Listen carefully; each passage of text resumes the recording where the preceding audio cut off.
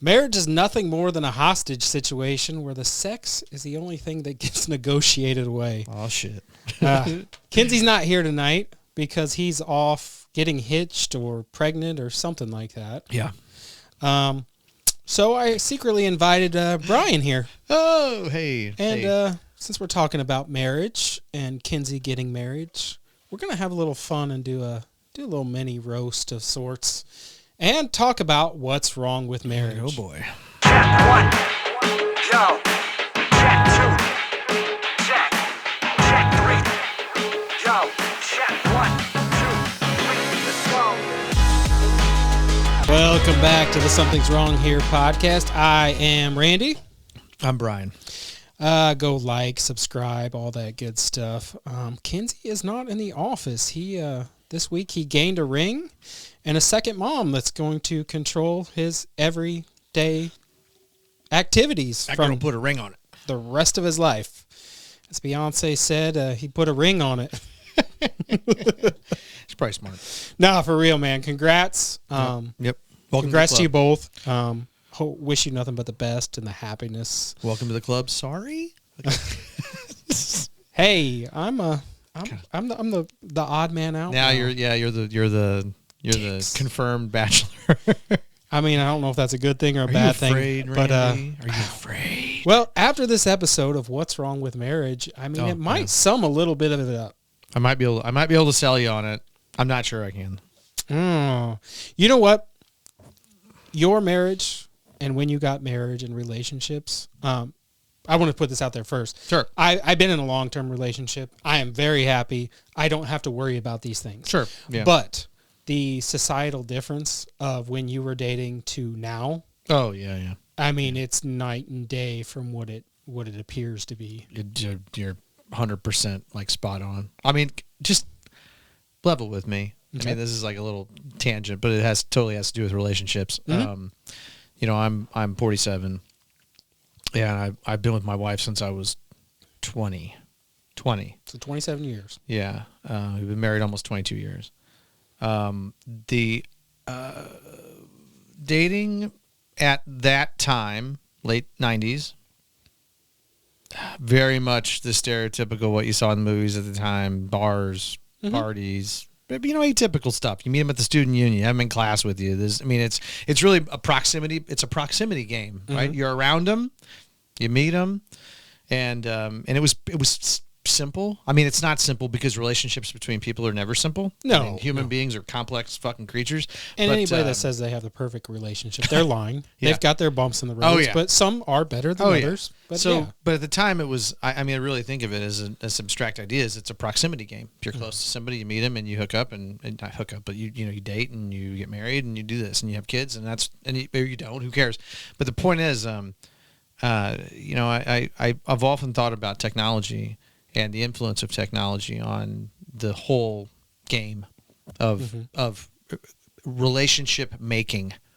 Or relationship finding, hunting. It's hard to describe. dating apps is what you're alluding to an extent. It's even stuff like Facebook, even stuff like Instagram, getting your DMs, like the way to meet a person, to introduce yourself, so to speak, is really, really different than what I grew up with. So my question to you is like, man, can you imagine what it'd be like to be your age and like trying to date and be single?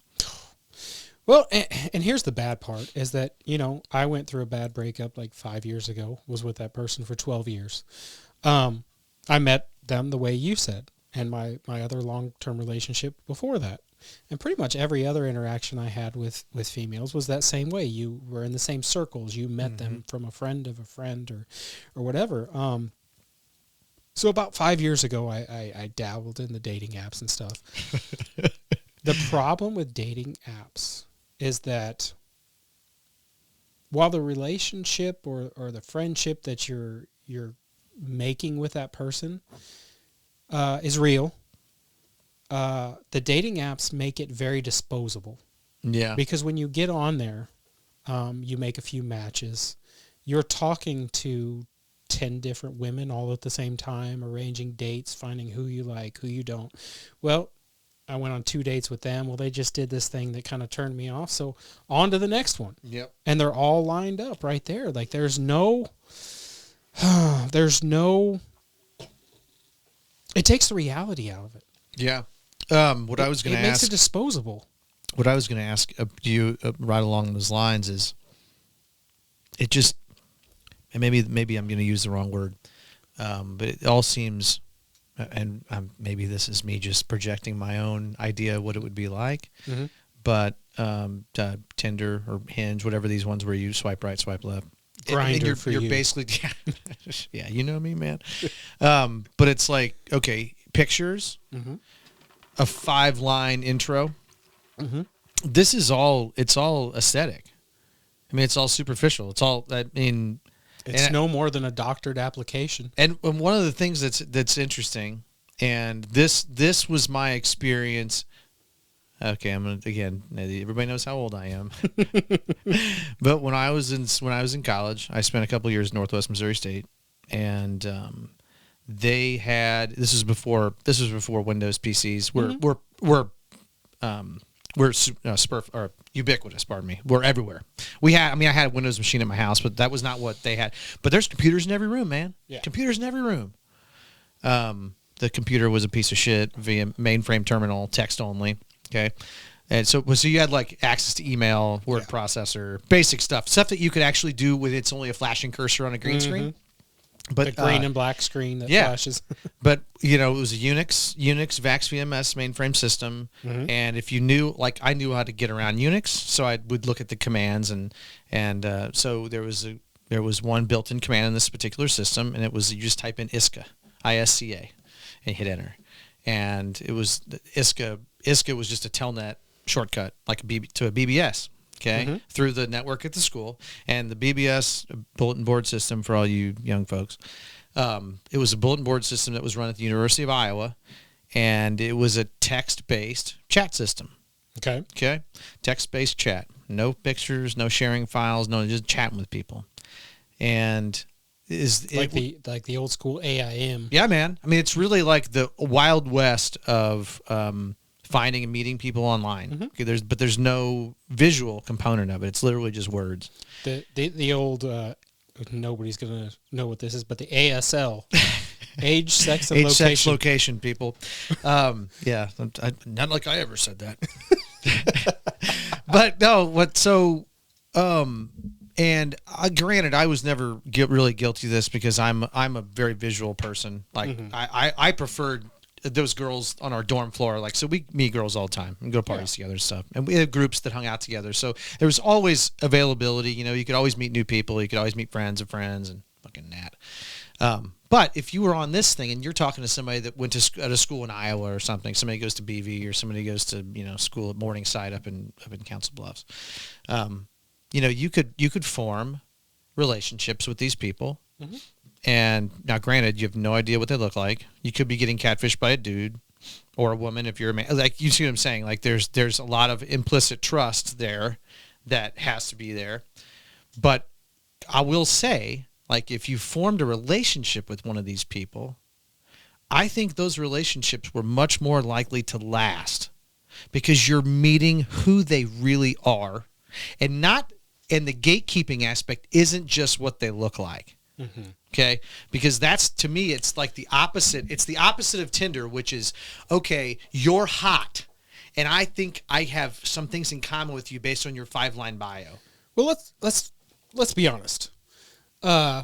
So right now you have roughly 80% of the females that are in the dating pool all vying for what they want, which is the top 10% of men. 5 dudes in the world. Yeah, I mean, 6'2". 6 figures. Well, $1 million a year. Trust fund.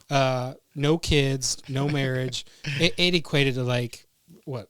I think there was, by the time they broke it down and did the stats, there's like 8 people in this whole country that fits that criteria. Yeah, that are basically that 100,000 women want to date. This is hypergamy, dude. I mean, but society's gotten a little weird with, I mean, everybody has plastic surgery now. Everybody has Botox. Everybody has this and that. It's very common. When we were in college, so statistically, women find 80% of the male population of the United States unattractive. Yeah. Which Attracts. Okay, Attracts. it tracks. When we were in college, I would say that everybody kind of just looked the same. You would have probably 60% were You got ogres and unicorns, but the middle ground is middle ground shades up was of gray, about right? all the same. Have Yeah, you ever, well, do you ever heard of hypergamy? Do you know what hypergamy is? I don't. Hypergamy is a sociological phenomenon. So when men find dating partners, they don't have a problem with marrying someone of the equivalent status or dating someone of the equivalent status. Equivalent status and below, or just equivalent status straight across? Equivalent status, and they'll date up too. They'll Okay, try and date yeah. up. But maybe I'd say that men kind of naturally are a little more self-aware of what they probably can get. Correct. But you can always hope for the stars. If you're derogatorily rating people, like I don't really believe in this kind of hierarchy of ranking, but because people are people and they deserve respect. But women tend to want to date up. Oh yeah. I saw a statistic today, just kind of researching some of this stuff. I want to say it was like 78%. Yeah, refused to date down. and it speaks to what you say though. It's Actually, like, it was 92%. Only 7% would date down. well, and the phenomenon that hurts women in that scenario, right, is that's pretty common. So I hate this fucking rating shit, but it's like if sixes all want 10s, the 10 men that are 10s, what happens if a man has a lot of potential partners, and I'm speaking in generalities here, if a man has a lot of potential partners, I think He has no incentive to be faithful. Yeah, one is that tells him that he's going to be chased. That tells him that he has his choice of mates. And if you have a constant revolving choice of mates, the idea of settling down for a long-term relationship, just for I'm saying for most of these high-status guys, goes right out the door. Well, So you've got money, you've got means, yeah, you've got now motivation. like looks, yeah, Yeah, you're that's what I meant by you're a means. stud, dude. I mean, You've got the money, you've got the looks, you've got everything. It's just what incentive is there to settle down though? Because the only incentive in marriage today is to hope that that person doesn't wake up and fall out of love with you, that person doesn't wake up and say, "Oh, by the way, I've been sleeping with your best friend." We, in at least America, we reward bad behavior. You can cheat, you can lie, you can steal, We do. you can fall out of love, and walk away with half. yeah, You can walk into that relationship with nothing and walk away with half. and leave just a few months later with a huge fortune. I've even seen where there now been a few cases where couples aren't even married, but like, oh, I was with him in high school and he's now an athlete, but I don't want to be with him anymore, but I deserve half. You saw Oliver Anthony. What happened to Oliver Anthony, right? I saw that too today actually. Signs that big I didn't know that contract, happened. Makes all that money. His wife and she instantly left divorced everything. him. She took everything. Yep. Instantly divorced him, man. He made a damn good song out of it, which is better than the first one. So, Well, like, look, man, I bring up the hypergamy thing because, one of the things that I think people that maybe lack of self-awareness in a way, like lack a little bit of self-awareness. One is that maybe women, because they want to date up, maybe they also have the propensity to overrate themselves. oh yeah, you see it all the time. I mean, go like watch. I'm a 10. It's like, I know Ken-Zee hates it, but I've sent you both like the whatever podcast. oh yeah, I like whatever podcast. all of them rank themselves as 10s, and I'm not saying do not dog yourself, do not treat yourself Walk like your crap, walk. Yeah. but know your limitations. Well, stay Stay in your lane. in your lane. Yeah, I hate that. I think I just hate it more because it seems to apply to so many. It does. to apply to so many things, but I just think there's especially social media and the internet becoming such a big part of the relationship building scene. I'm just telling you, any medium that heads up by something purely aesthetic, like purely surface appearance. I don't give a flying shit what anybody says. Any man or woman, you don't just read the 5-line bio. You don't. No. Don't get me wrong. Like you want to be attracted to somebody. Okay, it's nice to be attracted to your partner. That was a fucking kind of it's a must. It's a big thing for me. It's a must. But to act like integrity and work ethic, honesty, kindness mean nothing. Like, this is how it ties into the marriage topic for me, is that, looks are fleeting. Physical appearance is fleeting. And it really is, man. I only say that because the fucking older I get, like, you remember when you were a kid and you're looking forward to, like, when you're 15, you want to get your driver's license at 16? God, it's the longest fucking year of my life. Yeah. And guess what? It was 365 days. It's just how much is done. Now, I feel like 3 weeks ago was 2022, man. Oh no! As you age, time flies. Just so flies. Fast. And speaking of that, I've got a gripe with Snapchat. Okay. I slid over, and there was one of the buttons. You know, little filters. It looked like me. It had a beard and a bald head. Nice. I scrolled over. Well, it made my beard darker. That's all it did to me. And I'm like, what the fuck is this app? So I scrolled over. It was a fucking old man app. It made me look fucking younger. Well, you fuckers. You are old, man. Well, once you hit 40, it's... I'm not 40 yet. You're close. You're close, aren't you? I'm 4 months away, 5 months Almost 48, so I feel your pain. I'm like 5 days away from being 40. Well, we're talking about marriage, and marriage is at an all-time low in the United States. Yep. Only 6 in 1,000 people in the United States are married. Yep. Is marriage outdated? In its traditional form, I think it is. No more 2 donkeys and a chicken. Well, yeah, but let's not bring what it used to be into the conversation, because that just makes it's dishonest. It's not. I mean, it's like it's an institution. It's custom. Well, custom also was you can beat your wife as long as this twitch is less than your thumb. From Christianity. So we've moved on for some good. It's come on. Now let's not be like daft and act like there's no practical utility to it. I mean, there is. We can combine assets. We can make trusts. We can pass on wealth to our children. It's a tax break. It is, and yeah, it's tax. I like the tax break. Child tax credit's nice, but it does have purpose. But I still think you could accomplish all that with like civil unions, would have no religious connotations. Because I was married in a church. Lutheran church. My wife's Lutheran. She's not particularly a practicing Lutheran, but she still was. Let me break that down even further. Can society survive without marriages? Oh, that's a deep well, brother. I mean, that's like asking if a society can survive without religion. Can it? Should, but because you're really talking about this. This is an idea. This is a thought experiment, right? Back to that Nietzsche thing. If he said God is dead, so because we got our morality. Would you say atheism as a religion as well? Because I think a lot more people are going towards agnostic and atheism. Would you consider those two religions? No. I think that's a denial of a religion.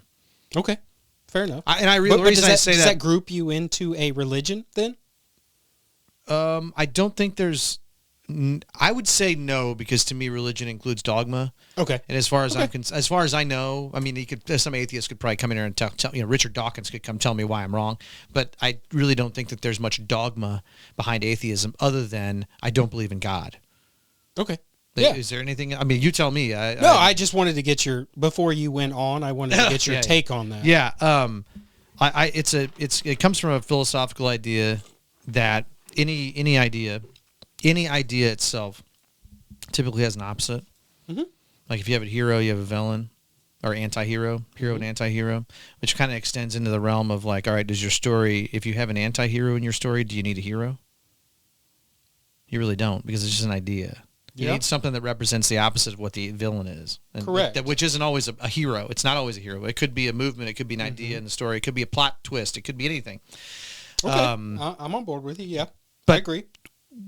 What you run into, and it's a tough one with marriage, because right now we have gay marriage, okay, same sex marriage, which I don't have a problem with. No, fully support it. But but you can't tell gay people, or I don't feel like you can. You can't tell gay people that they can't get married and they can only get a civil union. No, because and I don't think you should. I don't think so too. But it's just weird how something, it's a tradition, right? And it's changed over time. All these things morph over time. Customs morph over time, right? But you still have a large number of people that believe in marriage as this covenant between the couple and God, right? Man and woman, Adam and Eve. Again, back to this postmodern thing. Like, I don't think that that's the canonical interpretation of what a marriage really is. No. It may have been 500 years ago, 200 years ago, whatever. Well, it served a different purpose when you needed to reproduce. It did. Yeah, no, it did. And again, it's just like that thing. Can we have morality in our culture without a religion? Are there any rules that are applied in a vacuum of a world without any religious morality? There's consequences. Does that equate? That's interesting, because I would say that that's a little bit of that anti-hero to hero thing. Correct. Do you need to know the law if you know that this is not a favorable thing to do? Do you need to have the opposite always be there, like right in front of you displayed? I don't in society, I think we do. Maybe not you personally, not me personally, but I think as a society as a whole, you do. Well, the problem with that, and again, this is more of a philosophy angle, is that, try as hard as you can. And I went to church as a kid for a few years, Southern Baptist, and I think you did too. You at least attended. Tell us from birth to 16. Yeah, so you went. You're familiar with this, the song and dance, and I don't want to denigrate that. But now I would identify I said I was an atheist for a long time. I claimed that. Because but I think I claimed it just because the idea of the Christian God and that theology, it just didn't wash with me, and for that matter, at that point in my life, none of them really did. Like I've read about world religions. If I'm interested in something, I'm going to read about it and I'm going to try to learn as much as I can. I don't have a problem with the religion. I have a problem with the structure of the religion. It's dogma, dude. And all the rules. How do I want to say it? How I feel that they prey on the weak. Impressionable, weak. Like the impressionable, the people that need and don't have a sense of belonging or a community. Yeah, community. I was about to ask, was a community, and they prey on that and use that as a financial gain. But so here's the hard part, though, and I want to know what you think about this. What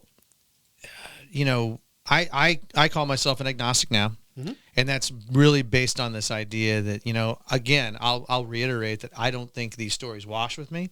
I don't think they quite fit my belief. What I think was canon, but I don't know. So I can't. I mean, to me, atheist implies that there's no metaphysics at all. There's nothing beyond the physical. Like we everything is right here on the surface with us. I don't believe that. I don't know if that means that we're in a simulation. I don't know if that means we were seeded on this planet by aliens who just shot organic material into the oceans, and they have such a span of time or immortality or long life that they can say, all right, we'll be back in 50 million years and we'll see how you guys are doing. I also read Kurt Vonnegut, Sirens and Titans. So if anybody knows that book, it really influences this whole idea of like how long aliens have been around versus how long humans have been around, and how long their like span of patience is versus us because we live 80 years and we're dead. Yeah. Kurt Vonnegut's got some interesting. But I've got to this point where this is what I want you to tell me. Oh boy. You grew up in a church. I spent time in a church, so I'm really familiar with it. Is it even possible for you to honestly, and I don't mean like you're going to lie, to intellectually, honestly, like you feel like you even can you answer whether or not we as human beings need religion for morality. Because no matter what you do, no matter how much you try to hem and haw, or he tries to hem and haw when he's here, it's impossible to remove the lens that we have lived in our whole lives. And that is, we live in a society that is based on Judeo-Christian principles. Correct. So I'm going to answer that by saying I like the concept. I like the love thy neighbor. I like the do good. Always look to the good. Don't steal, don't kill. Don't steal, don't kill. Don't covet your neighbor's wife. Remember that. Damn it. Damn it. And that's where you lose me on It religion. reminds me of Friday. Miss Park. But beyond that, no, I can't. It's hard. It is. This was the debate or the talk where Jordan Peterson went on and talked with Richard Dawkins. And Dawkins has been pissed off at Peterson for years because he calls Dawkins a cultural Christian. And of course, Dawkins is avowed atheist. Doesn't want anything to do with God. But you know what? I think if you grew up in the UK, if anybody doesn't know who Dawkins is, go watch South Park. They explain it. Not a great intro to Richard Dawkins. No, he's very intelligent and a good list. He's an evolutionary biologist. If you have 40 minutes spare sometime, watch his YouTube video from, I think it was from the 70s, where he talks about how eyeballs evolved in mammals or just creatures. Like the need, because the first eyeball, all it was the ability to see differences in light. Yeah. Like this looked dark and this looked light. No cones and receptors. No, it's all about protection and safety. It's really not about anything but that. Like, this is different. Get away from that.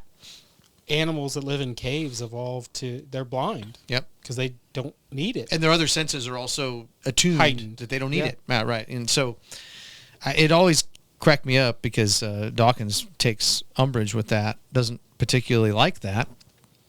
But if you grew up in the UK, which he did, or you grew up in North America, which Peterson's from Canada, look, you can be a discerning, critical thinker, but your society that you grew up in and the rules that you grew up by, the laws you grew up in your area, they are absolutely dictated for the most part by Christian morality.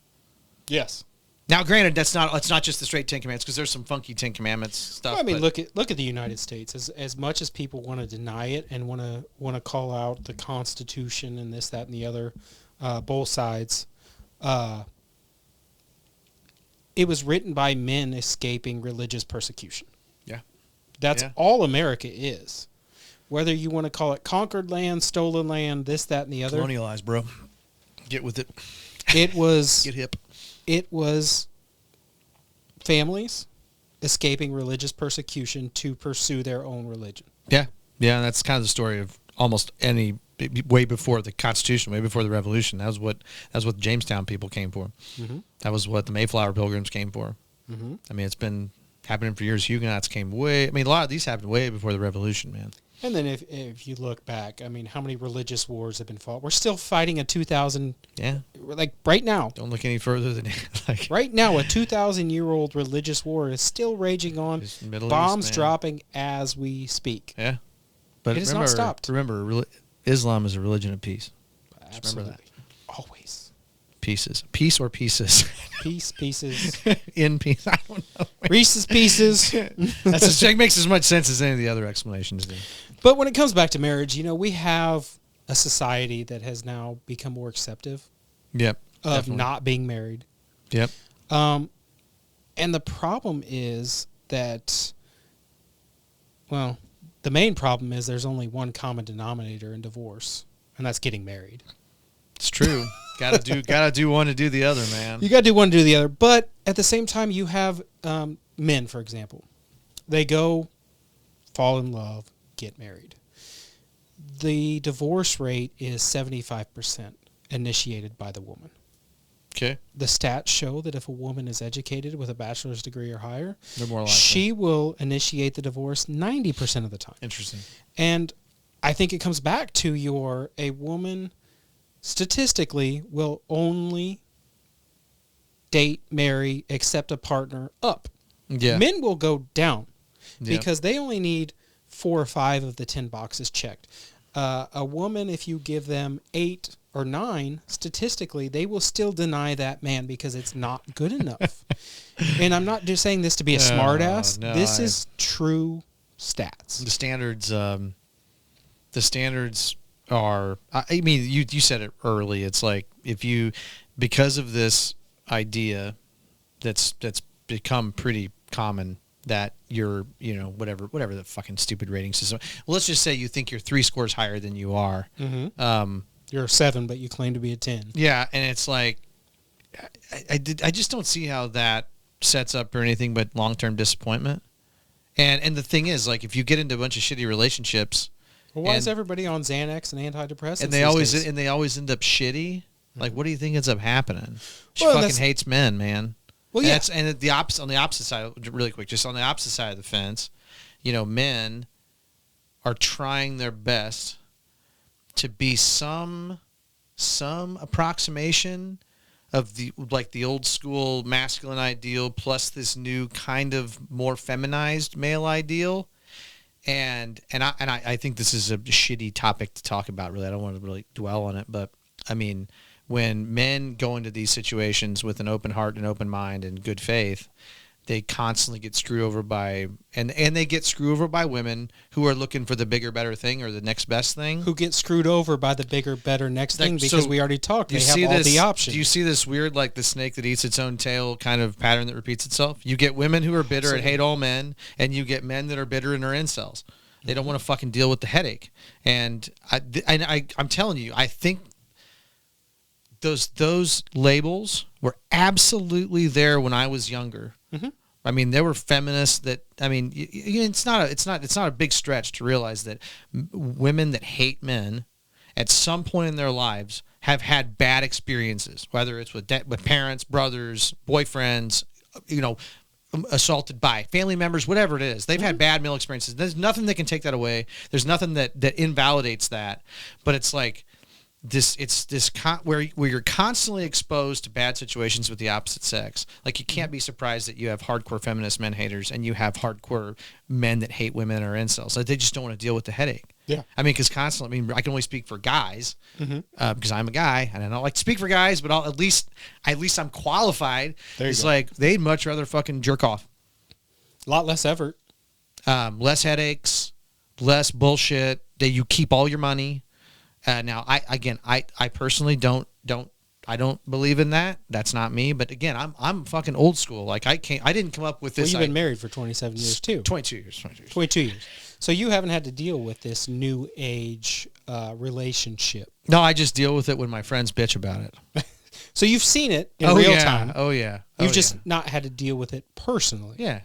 But yeah, it unfolds in front of your face daily. It's between friends and family, and it's on repeat, man. I mean, I saw it happen with my own brother. The grass is always greener, but come to find out, it really isn't. Well, that's kind of, to me, and the kids suffer if you have kids. Oh yeah, they're I mean, yes, the man usually loses out, but the kids are the ones that really. Oh yeah, if you don't have kids, fucking move and go, whatever. Because I mean this sincerely. I think most of the time, if you're in your 30s or even your 40s, a woman can take half your money, and if you were in a good enough place that you've got a big nest egg anyway, you can still build that back up. I mean, you can. It may not be as great as it was, but you can also go out and marry a woman who's got money, who has more money than you do. Like, there are options, dude. You got options.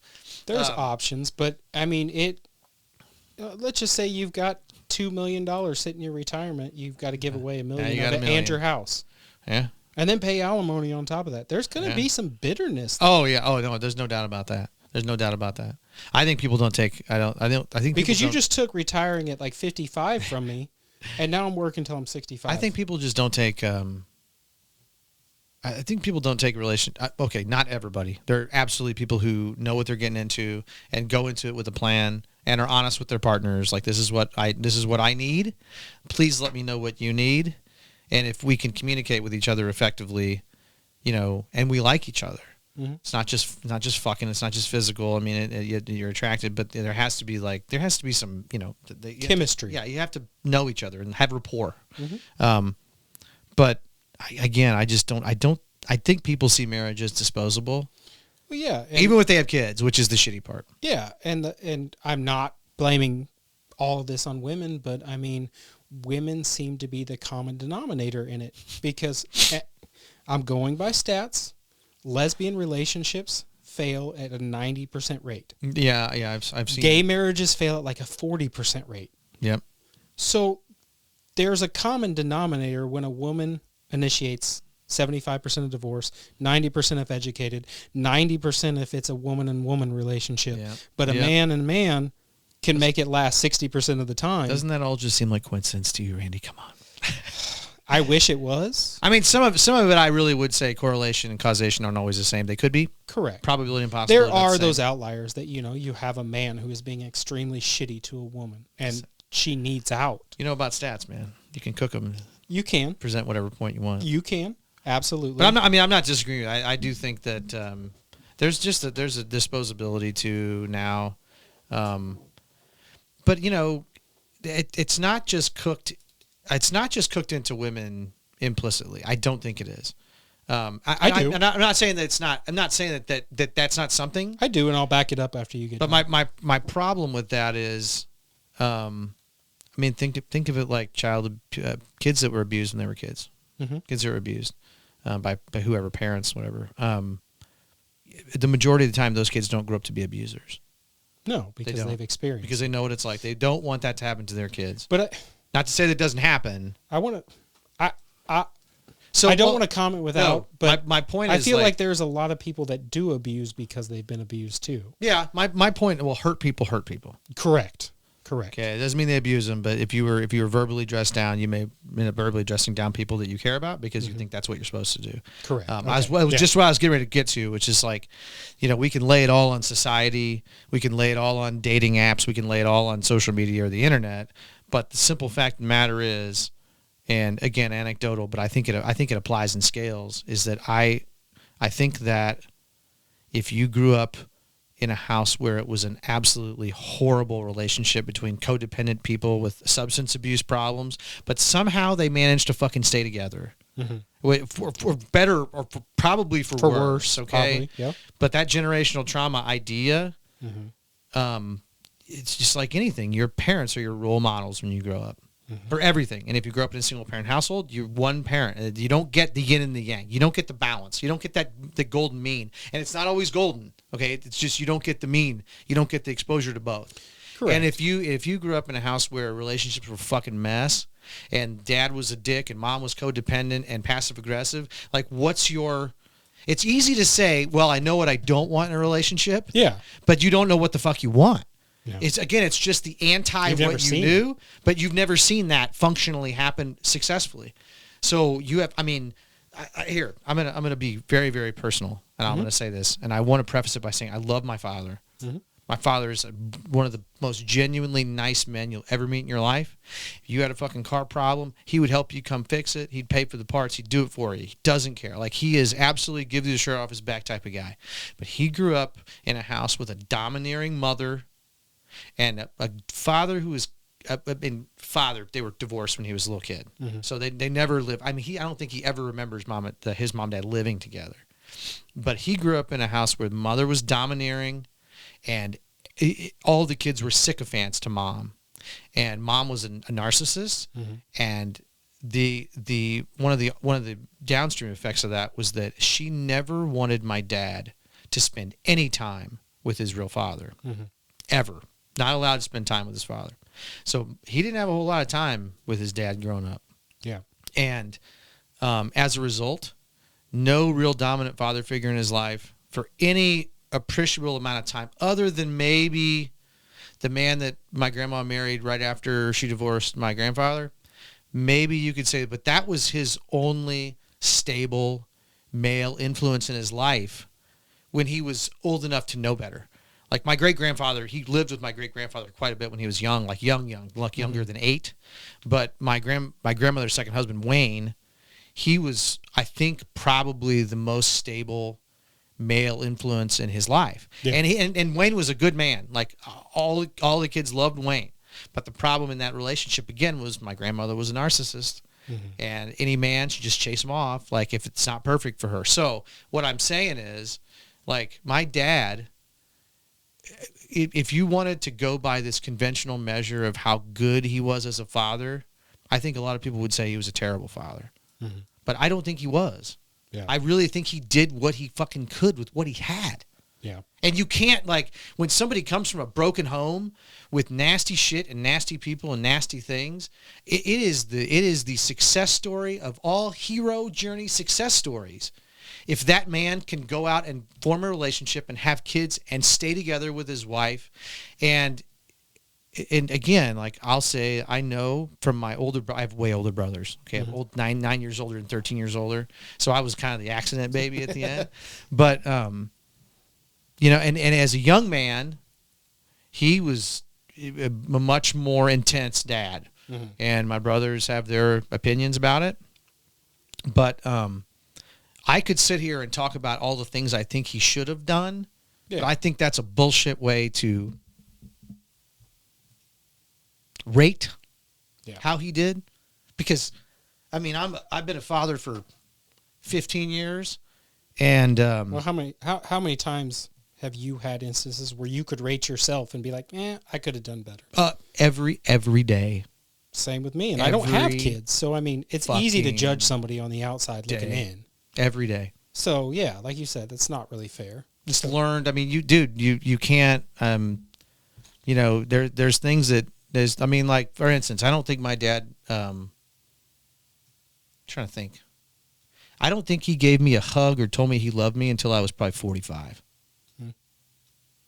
But there's the thing. Like, I could really easily get hung up on this, you know, material external expression. Yeah. But in my eyes, how I always rationalized it, and how I read it was that, you know, maybe it wasn't the "I love you, son." Maybe it wasn't, maybe it wasn't all hugs or anything. Because, you know, to be honest, my mom was great. She's caring. She's compassionate. She's a lovely woman. She's a little crazy now that she's older. But I love my mom to death, man. She's awesome. She's cool. But, you know, to me, my parents both came from broken homes. Yeah. Either with mental illness or just complete dysfunction. So the fact that they're still married after 62 years together, and they have 3 kids, 2 older brothers who are not married. Sometimes not knowing what you want, but knowing what you don't want. Yeah. Yeah. Kind of gets you there. And I mean, going back to what you said, you know, with parents, if the father is present, if you live with the father or the father's in the home, you're 70% less likely to end up in prison. I believe it. I mean, that's just the hard stat right there. I believe it. And with especially as a male, you know, as a boy growing up. Yeah. Absolutely. Definitely. Having that presence doesn't mean it's always a good presence, but having that presence makes a difference. And the thing is that if you look at, you know, the father being raised by a single father, that rate does not change. Yep. Yep. And it goes up 70% if you're with a single woman. I'm not putting the blame on women. There's something there. I don't know what it is. Yep. It's a stat that I can't change. It's just there's something there. And how can you measure it, right? How can you, like, figure out this? Because everybody's brain's different. Like, we're all walking, like, conglomeration of fucking experiences. Exactly. But something I was thinking about when you said, you know, the narcissist, the female narcissist. If you go back and look at some of the most prolific serial killers. Domineering mothers, man. Domineering mothers dominates that category. Yeah, effeminate father, like weak fathers. Weak fathers. If they had a father. Yeah. They were weak fathers that were overpowered by the mom. Yeah. And the mom was usually overpowering using religion. Yeah. Yeah. If you go back to a lot of them, that's usually their story. Well, back in the old days, if you didn't obey those rules, they could beat the shit out of you because you're not doing what the Bible said. Well, that's true too. It's easy. Well, I mean, it speaks to what you said. It's like it's just a justification. Yeah. Like, I don't have to develop parenting skills because if they do something that's against the Bible, I'm gonna whoop their ass. Yeah. Spare the rod, spoil the child. I mean, that's some poison. I mean, it really is. It's poison shit. Absolutely.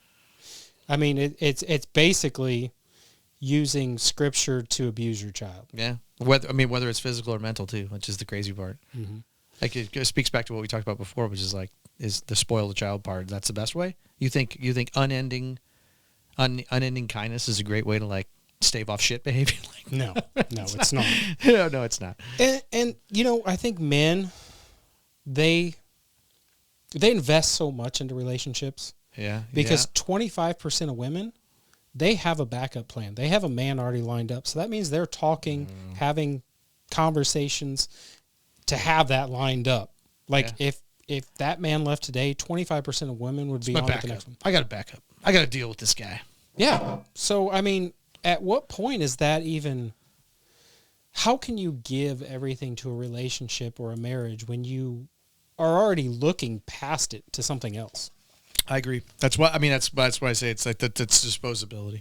Because if I and like literally, I'm different. Like it's weird because I'm not religious, but I am very traditional, and I always had an idea in my head that if I was going to marry someone, ask them to marry me, it was gonna be because I pretty much knew that I would never ever be the one to initiate a divorce.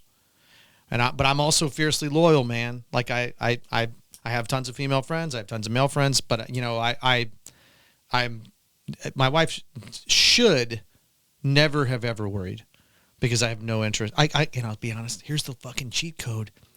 Women are a pain in the ass. So why the fuck would you go you know what I'm saying? Find one that's the least pain in the ass and you can at least tolerate. I mean, the old stupid saying that it's derogatory, but it's like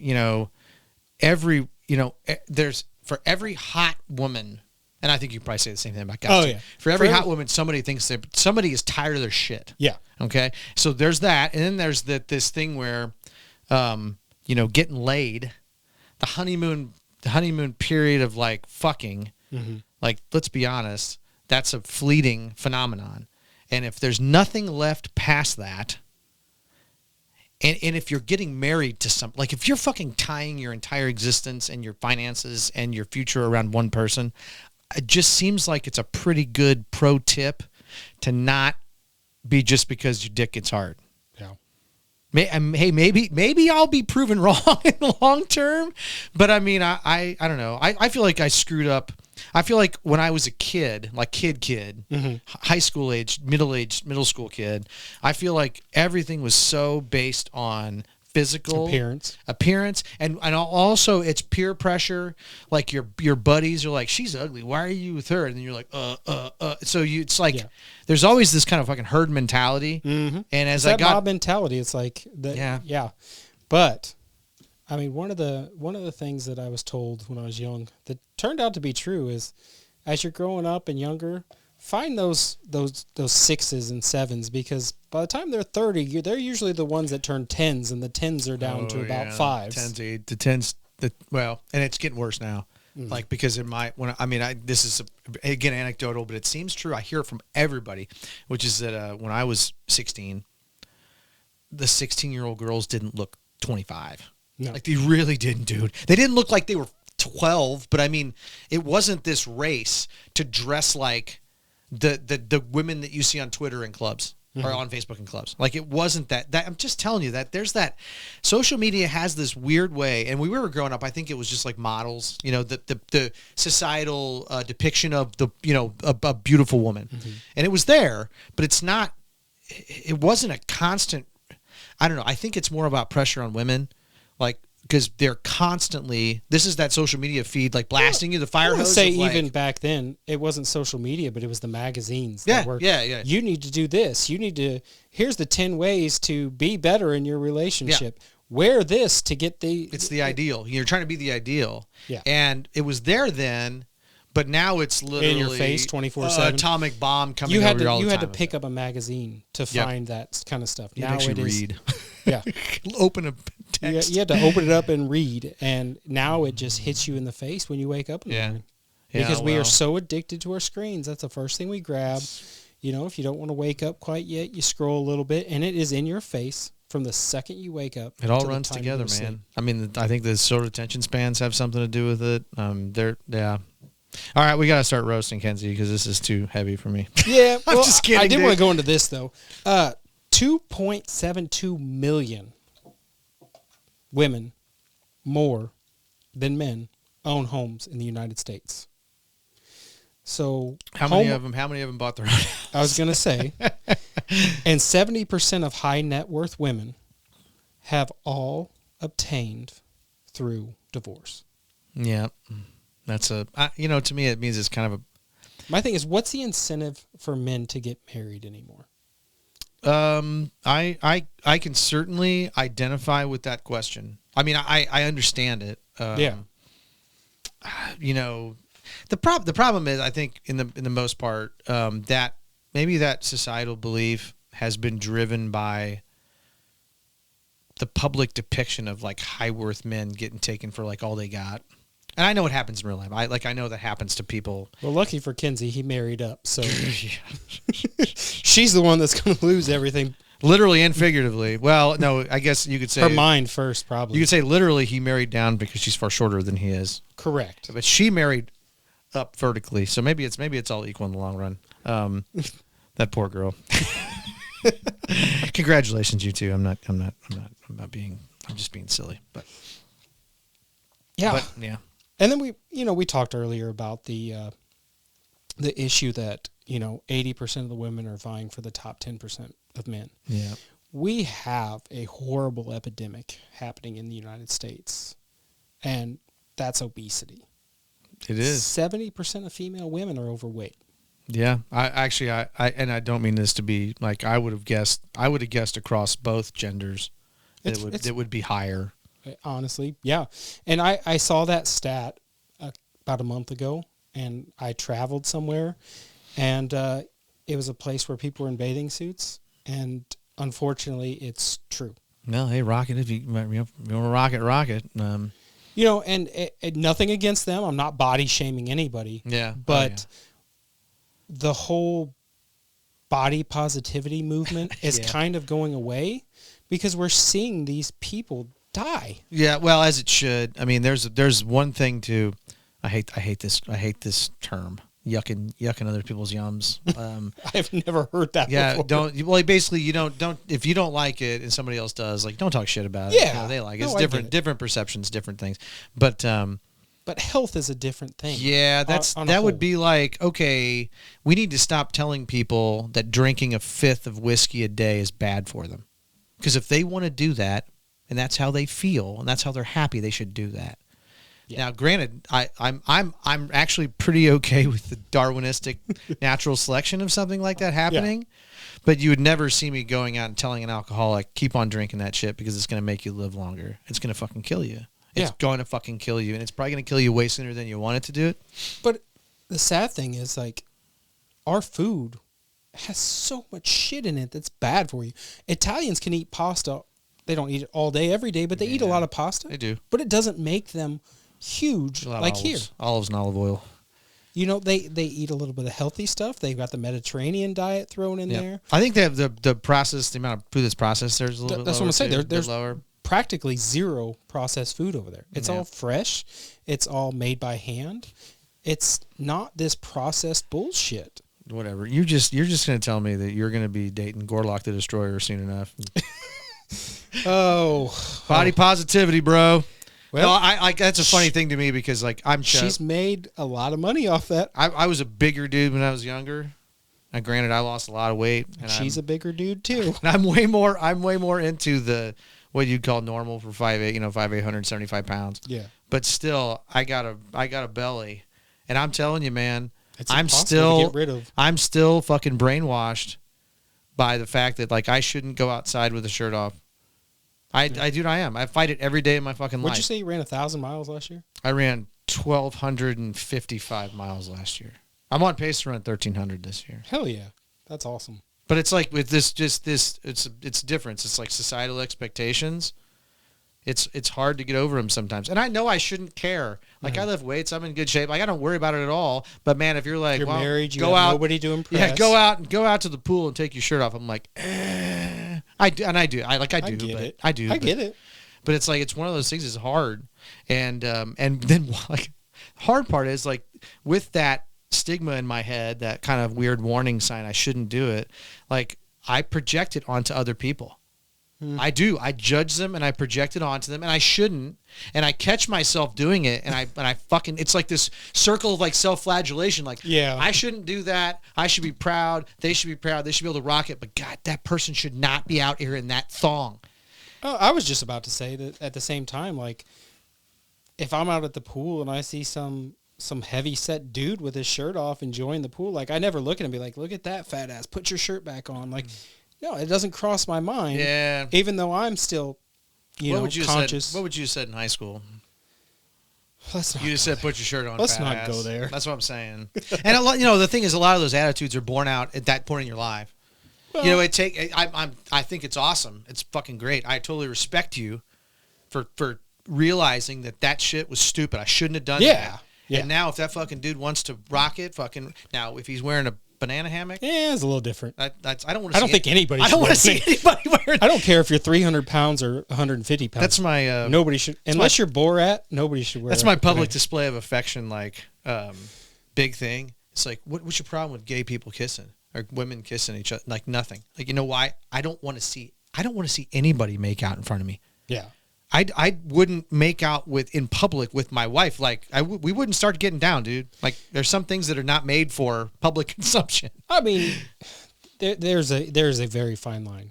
A kiss, whatever, Sure, doesn't bother me one bit. But when some shit gets weird, dude, if it's like it weird fast. If it's like European Vacation and you're watching the couple, like, yeah, he's gonna pork her, Russ. Pretty sure he's gonna pork her. Yeah. He's about to slide it in. I think he's going to pork her, Dad. He's not going to pork her, Russ. Like, okay, oh, Russ. no. Yeah, he is. He's going to pork her. I think he's going to do it. That's an attribution to National Lampoon's European Vacation. If you've never seen it, it's funny as heck, but it's probably the least popular vacation. And we live in this area that we've talked about a lot with the social media, the expectations and stuff. Are females expecting the full protection package from men while bringing nothing but themselves and an IG account with a few followers?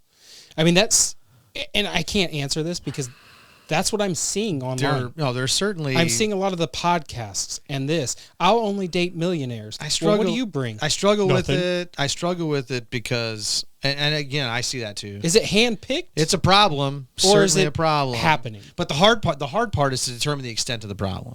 Correct. Because I go by this. I tell my wife, my kids, my friends. I tell them the same thing all the time, and it applies to this in spades, which is that the internet is not real life. No, it's not. It may seem like it, and there are areas of it where it's more real life than others. Yeah, and that's the thing too, is like you see a lot of these podcasts online that are popular. We're sitting here being real. We're not making up stuff. Yep. We're not bringing in people this isn't hype bullshit for clicks and likes. Like, nobody likes us anyway, so we're not here to impress anybody. We're not here monetizing and needing those clicks. I don't really have anybody to impress. I got to be honest. Yeah. I quit caring. I really quit generally caring what people thought about me a long time ago. Yeah, and that's the best way to live. It truly is. It's Gets rid of anxiety, depression, unrealistic expectations. It's the best way to live. Stupid, dude. No need for any of that shit. It's drama. You kind of touched on it earlier. Has feminism destroyed marriage? It's I have a feeling maybe the whatever podcast has kind of like infected me in a way, only because I see. I'm glad I turned you on to that. I know, like you see clips on it all the time. Like it's everywhere. I think Andrew Wilson, while I don't always agree with his opinions, he's pretty harsh. I love his debate. I like his debate style. Like he's very to the point. Very. He has his own like Christian podcast too. Yeah. I have not seen. I think it's called The Crucible. Yes, it is. I've never listened to it either, but I do, and I think what I like about him, it's not just him. It's when you put him with somebody that's like ideologically the opposite of him. Mm-hmm. Because unlike most folks who want to come on and become viral on a podcast or in a conversation, he knows how to debate.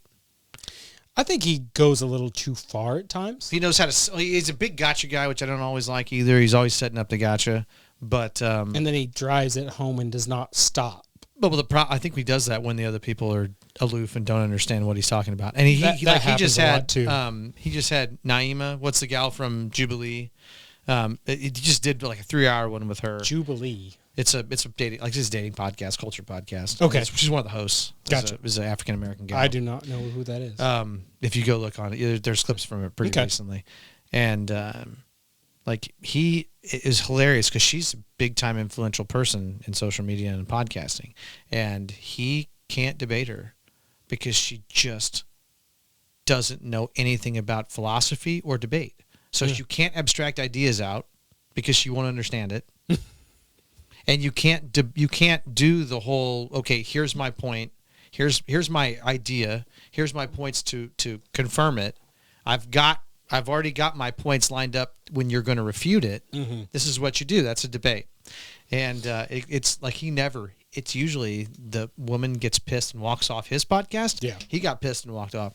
Just because it was going in one ear and out the like, other. And he says, like, you owned yourself because you can't even understand what I'm saying.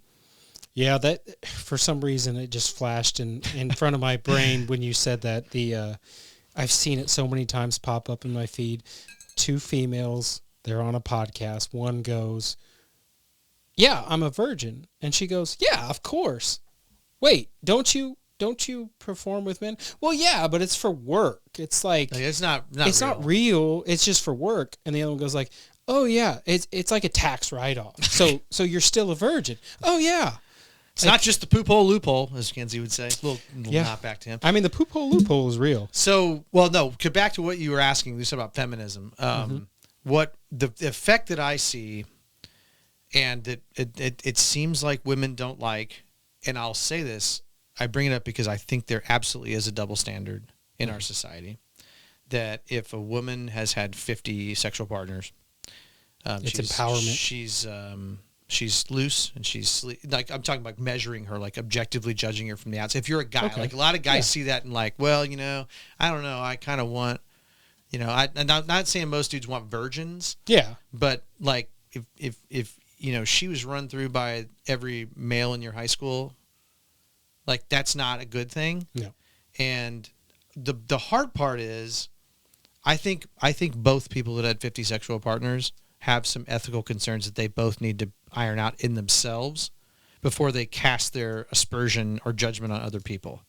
If I had sex with 60 women, it's pretty obvious that I wasn't looking for long-term relationships. Mm-hmm. I was looking for short-term satisfaction, fulfillment. I was looking for pop it off and be done. Yeah, but we have this weird phenomenon now where you sleep with multiple men and it's empowerment. You have I'm going to try to sleep with 1,200.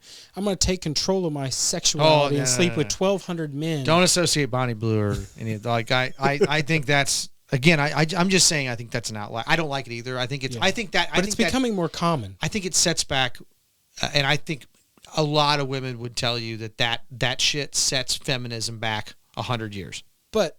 But here's the problem. Because I agree. Because it dehumanizes human contact, that's the problem.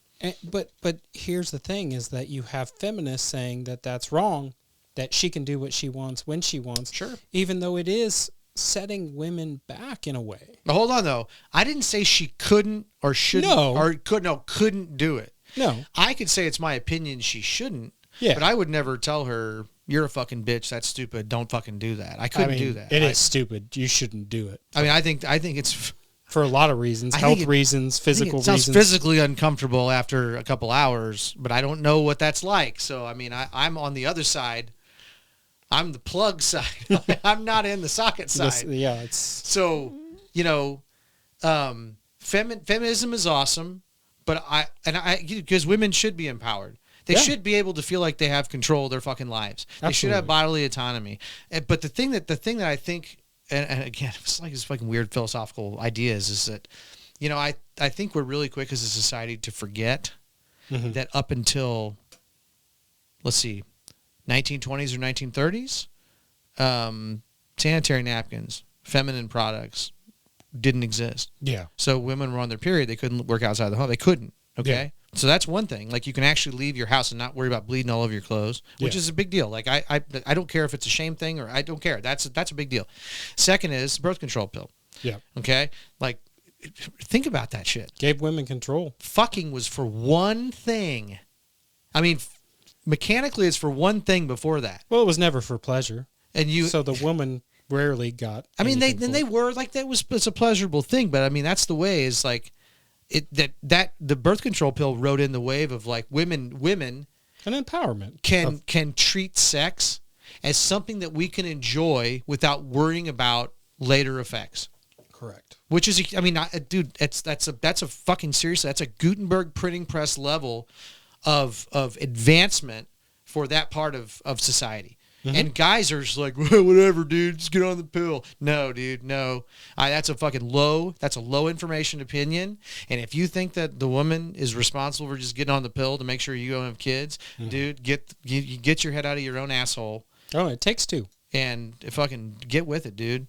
I feel like every time I have any conversation, whether it's on a podcast or just my friends, like I come across as this like traditionalist, conservative guy, but I'm not. I don't believe that sex, with somebody you really care about and have a deep personal relationship with, I don't think sex is shallow. I don't think it's worthless. I think that it is the highest expression of companionship and relationship between two people that love each other. But let's be honest, like you can just fuck to fuck. You can just fuck because you want to have kids. And that whole spectrum between there. Well, and now it's a means of income. OnlyFans, buddy. I'm just saying, like that to me, it's all. Got to get that new Range Rover somehow. It's all okay, right? It's all okay. But I feel like if I pass any specific judgment on anyone, I feel like I'm just projecting my own ethics and my own morality on everybody else. Yeah, I mean, which always feels like feels kind of shitty. Well, and that's you said OnlyFans under your breath, but like. That is one of the greatest things that has happened, especially, porn's not going anywhere. It's here. Yep. It's not going anywhere. Agreed. It has given women the ability to take control of their careers, sure, their content, their lives. Yep. They can do it from their home without being in danger, without the risk of sexual diseases, all those things. And that's a great thing. And I am all for that. But you do run into that, I think there's I feel like women are starting to have buyer's remorse. Well, yeah. In a way. Societal shift, right? Does it shift too far? Yeah. So I see, and I actually looked this up, and, I used ChatGPT and asked, is there a shift in societal relationships? And it is shifting back to the more traditional. Yeah. Because they're finding out that, the empowerment's great, but the lack of companionship, the lack of emotional support, and that's on both sides, men and women. Yeah. I'm not singling out women. I'm saying that the relationship is important to have that commitment, that, having 8 kids at 35 years old and being single, come to find out, isn't empowering.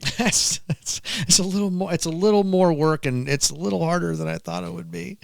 And at that point, there's no going back. Yeah. Well, I think with most things, it's societal patterns. Like you move, you shift far, and then you overcorrect, right? And you shift far and you overcorrect. Mm-hmm. So, I think that there's something to that. But let me expand on what you said. Mm-hmm. I think there's something to be said for, you were talking about feminism and empowerment, right? Female empowerment. I don't think that female empowerment and feeling like it's okay to have as many sexual partners as you can, I don't think those are one and the same. I think that female empowerment, body autonomy, can be, I'm going to fuck whoever I want. You can be Bonnie Blue, okay? You can. Yeah. You can still, though, be a feminist and say, I want a man that will take care of me, support me, start a family with me, who I will do everything for. I mean, I don't want to draw like some subservient woman. My point is, like, you can be a feminist and be a Christian woman who wants to be a stay-at-home mom. And you can be a feminist who wants to be a single woman who may not ever get married, but if I want to have a kid, I'm going to have a kid. Yeah. Dude, feminism and body autonomy just means I'm going to do what's right for me, not what's right for society, not what's right for opinion, judgment, right? But I think that you run into more times than not where you run into let's be honest. Women are faster to judge other women than anybody else. Oh yeah, they tear each other down like crazy. They will tear each other down. You're going to get that hate. So you saying that you can be a woman who is Christian, who wants to get married and have kids, and still support women as a whole, Yeah. is the true foundation of feminism. Making Yeah, sure women have absolutely. rights. Absolutely. Making sure they have control. But isn't making that sure that they have...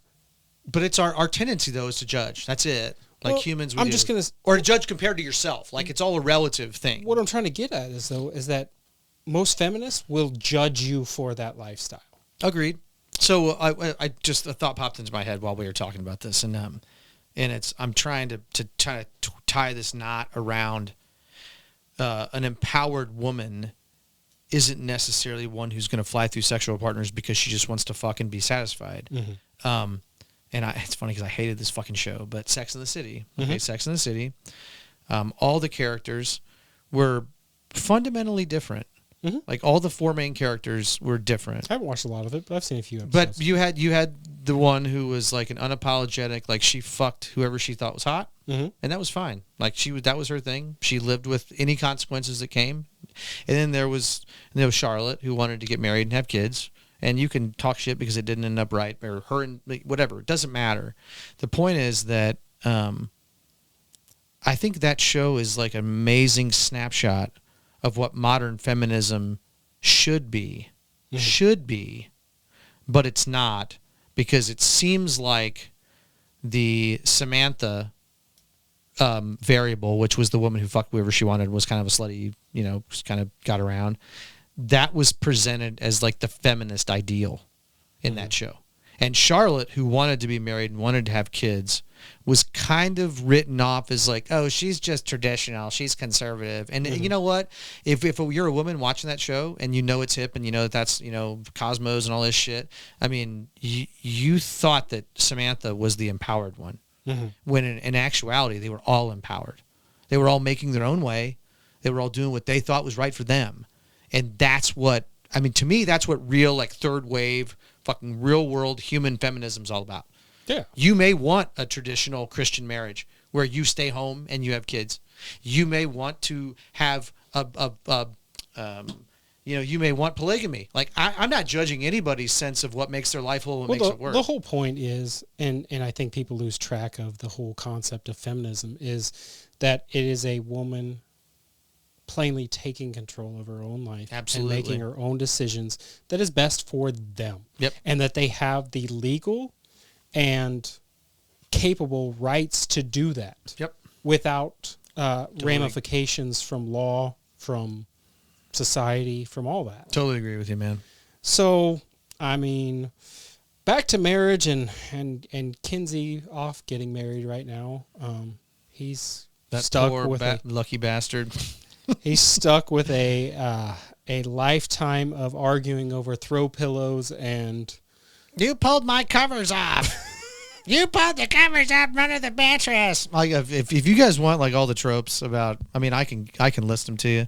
The first 10 years I was married, I was a king of, I think I was the king of bitching about everything stupid. And I think my wife probably was too. I mean, dude, when you don't know what you want, and then you kind of figure out what you want, and then hold on. Remember, I didn't have kids till I was, I married when I was 26. Yeah, 26. And we didn't have kids until I was 30. Okay. So I'd been with my wife for 10 years before we had kids. And it's a funny, we tried for a long time. We had some fertility issues, but the point is, like, I think in a way that was good for us. Yeah. Because we found out time alone. We found out more what we wanted from each other, what we wanted from life. And it's funny, in the long run, I think that we wasted all that time. We kind of did. We could have done way more. That's all that we should have, could have, would have, should have. But it brought the fact that we really wanted to have kids into focus, and it made us all the happier to have them. Now I'm going to be honest with you again. These are one of those wide open, like, raw moments. Like I think my wife is a far better mother than I am a father. I am not like default super compassionate. I'm cold and rational, and it has taken me a long time to not want to be tough love guy, whether that's with my kids or with my wife. Like, it's really hard, and I still to this day struggle. And if you had my wife, I don't want to be on if you ever have her on, because she will. I'd rather hear it later because she'll slay me for things. Do you think that's an issue that comes with people with intelligence? I mean, you've told me what your IQ is, and it's extremely high. You are very high up there. I mean, if you look at like the Big Bang Theory and you look at Sheldon. Yeah. Sheldon is one of those people who doesn't doesn't understand emotions and everything, but understands the facts. It's a social component of and I'm not saying awkwardness, you're not a good with, because most intelligent people really struggle with conceptual ideas and society and relationships. I don't see you struggling with that, but I think that a higher intelligence comes with a hard facts part of life. Yeah. Because you can compartmentalize reality. I'd agree with that. It's, well, and without, like, because I don't want to present it as like I'm some super intelligent person. My wife's not. That's why I kind of presented it that way, because I didn't want to make it. It's kind of a strange dichotomy, which is that, I was attracted to the fact that my wife wasn't like me. Mm-hmm. I dated intelligent girls. Usually ended up being pretty adversarial a lot of times because we both are super opinionated, and now it doesn't mean my wife's not opinionated about certain things, but she also knows kind of to stay in her lane when, we don't debate about certain things, because it's obvious that I know more, and it's obvious sometimes that she knows more. And why? Who cares? That's a fucking that's a waste of like mental energy.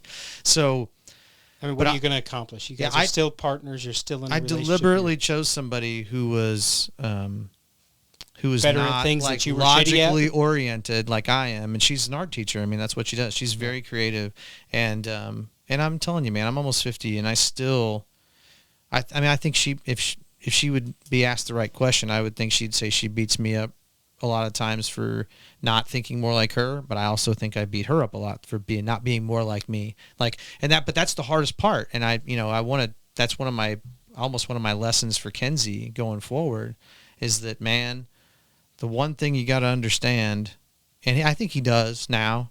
Mm-hmm. Time may change that; it may make it better. Who knows? But the beauty of your relationship with somebody like that, and you can't see it from inside it. Mm-hmm. The beauty is that you're different people, and that you can find a way to coexist, and all the flaws that may not be flaws, because we just measure them we measure our partners as flaws. Yeah. But see, the thing is, the older I get and the more I'm with my wife, the more I realize that I still have gripes about some of the things that she does, more because I think they're hypocritical at times.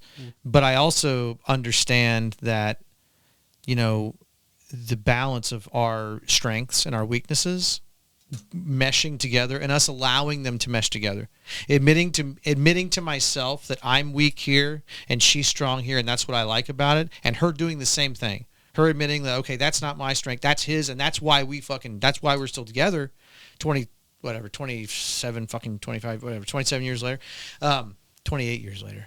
Yeah, 28 years this year. 2027. I'm a shitty math person. But that's what. Okay, let me just say this. That's what makes the relationship fun. Yep. If you're fucking yourself for 20 years, dude, trust me, you'll get bored. Okay? Yeah. That's just like confirmation bias, like over and over and over and over and over again forever. And sooner or later, you're going to be like, I would really like it if I was challenged just a little bit more, because this is becoming So you're saying that routine. there's a truth to the trope that opposites attract. Yeah, and it's not just physical, right? It's like it's mental, interest, emotional. It's strengths and weaknesses. The best thing you can find is somebody that has a lot of the same interests as you. So but approaches it if you're Ken-Zee, you look for someone that's sane. You look for somebody that did not learn how to swim online. Yes. And has never screamed fire in a movie theater. Much love, Ken-Zee. Oh, Yes, the old swimming online. I'm afraid like we went so serious for so long. It's We did. But I hey, I'm gonna start. Let's close up, and I'm gonna go with my final thoughts. And I'm gonna try. I'm horrible at not being long-winded. Ask my wife. Haha. But, yeah. I can't stress anymore that there's like few rules, and I'll try to go quick. One is like, if you're gonna get married, if you're gonna think about marrying somebody, if you're even thinking about it, if you guys can't negotiate, if you can't bargain with each other, like what do you want, what do I want? If you can't do that, there's either it's not the partner for you, or you're not ready to get married. Okay, because if your partner leaving the cabinet door open when they get it played out makes you so mad that you want to divorce them, Right. I got to be honest, man. You walking by and closing the door isn't that big a fucking deal. And I mean it, like seriously. It's not, and that's one of those things where it just, I look at it as if your partner fucking yells at you every day for the same shit, well, then you got something to discuss. Yeah. But these little quirky small things, I mean, if we had an hour, I could probably go into some of them. But like it's but at stupid. the same It's time, futile. you've been with the same person for a long time. Yeah. When they're out of town or not around or haven't been present for a while, do you almost miss those things that piss you off? I just miss the presence. Yeah. I miss all the things that I love, and I miss all the things that annoy me. I swear to God, like that's part of being with someone for a long time and knowing that you're in it for the long haul, knowing there's not going to be an alternative. Yeah. Is that, you know what, man? It's like anything in the world that you're involved with. The ideal outcome, and I'm going to make this super impersonal and logical, but the ideal outcome is a net positive. Mm-hmm. You don't want it to be a zero-sum game. You don't want it to be a net negative. Yeah. If it's a net positive, that's good. And also, if it's a net positive, I think that means that it can still get better. Yeah. It has potential to be great. And I think, okay, this ties back to what you said. I'll finish with this. Mm-hmm. This goes back to this thing where the feminism and picking and hypergamy and choosing up all the time. I think that the bigger, better deal is a fucking sham. The grass is always greener is a sham. Mm-hmm. Okay? Because any relationship, and it's, again, back to what you said before, the idea of a perfect couple is a myth. Mm. It may come close. And actually, in a vacuum, like if you and your partner, if you feel like you're the perfect couple and you are, that's fine. But I guarantee I could watch your interactions from the outside and be like, that's pretty fucked up. Mm-hmm. And it may not affect you. It may not affect you too. Yeah. It may not. You may have learned to get around that, and that's good. Like, that's awesome. It just means that's great. It just means that you found a way to these friction points. You found a way to fucking put some lube on it. Put some lube on the friction points. Ken-Zee, buddy, right for you, man. Poople loophole. Just saying. But yeah, I'm not here to tell anybody. I've been married a long time. I'm not here to tell anybody that's all sunshine balloons, puppy dogs. Yeah. It's not. My wife's been really, really mad at me a lot of times, and I've been really, really mad at her a lot of times. And the trick is to apologize 100% of the time. No, hey, yeah, you're right. You're right. But I want to be clear about apologies, though. Apologies have a purpose, and there is a way to do it that is the right way to do it. Yeah. Okay? There never is sorry, but. Don't ever say but after you say sorry. Mm-hmm. Say you're sorry. This is why I'm sorry. This is what I did. And you know what? I know it hurt you. I'm going to try not to do that anymore. Yeah. And let's talk through that so you can help me grow as a person. Because that's really all the man, it's a weird thing. Relationship, what is it? It's not fucking. It's not being a parent. Okay? No. The idea is coexisting and remaining in love, remaining committed to each other as you both change over the course of life. Mm-hmm. Because I am not the same person I was when I was, like I said, when we got together, I was 20. Mm-hmm. I'm almost 48. Yeah, I'm definitely not the same way person. Different person. I fucking weigh a shitload less. I drink a lot less. You're a father now. Well, no, I'm a father. I've fucking been a career for 25 years. Like all the things that if I would have measured myself from the outside at 20, like you fucking party way too much. You're chasing pussy way too much. And it's funny. All those things, like they mean absolutely nothing to me. They affect your life in zero now. And, you know, to tie it off, like I hate to say it, I would much rather, and I'm just using this as an example. I love my wife. I like hanging out with her too. But of all those things that I really enjoyed doing that were very me-centric back then, I think going to soccer games with my son doesn't get any better than that, dude. It really doesn't. And if people don't think that, that's okay. Like, that's fine. But we've built this thing. Yeah. Yeah. My final thought is, Ken-Zee, congrats. Hopefully you're enjoying the honeymoon. Enjoy getting bitched at. Quit reading about mining the ocean floor for metals, you fucking weirdo.